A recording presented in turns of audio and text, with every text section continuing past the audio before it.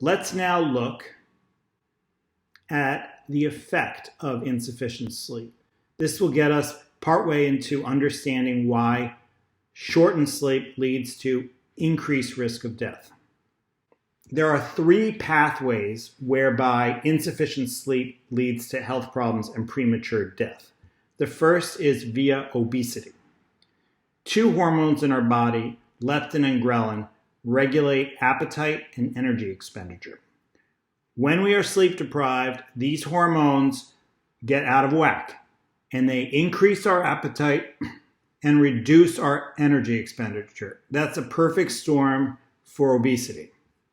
You can see what I'm talking about in this graph. This is the good scenario. You're getting enough sleep.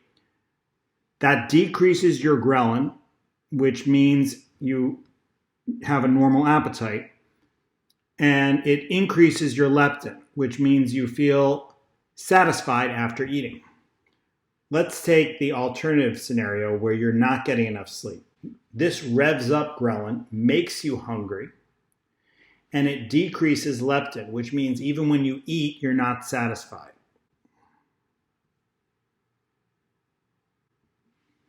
The second major pathway whereby sleep insufficiency causes health problems and premature death is through chronic stress.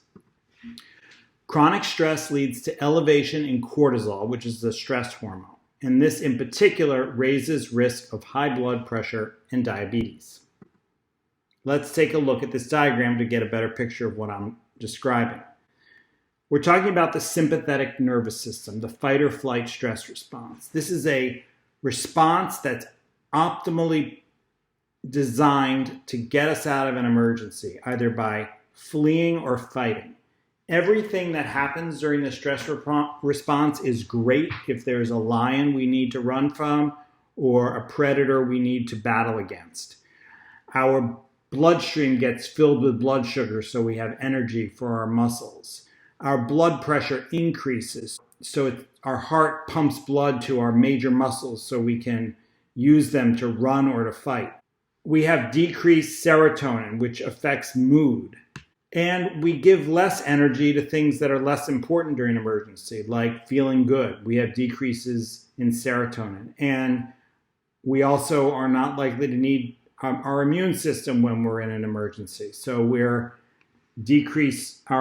immune system is suppressed.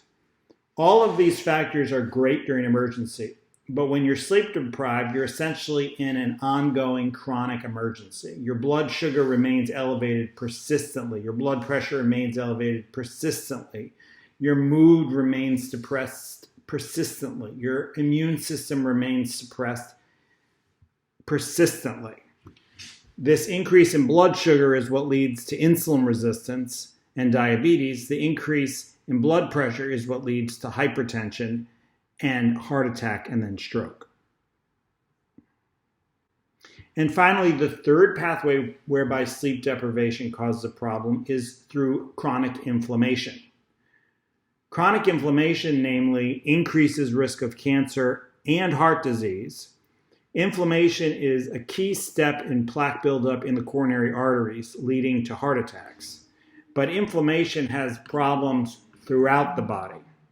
Everything from causing depression, heart disease we talked about, diabetes we talked about, to lung disease, diseases of our gastrointestinal tract, and muscle inflammation and associated problems.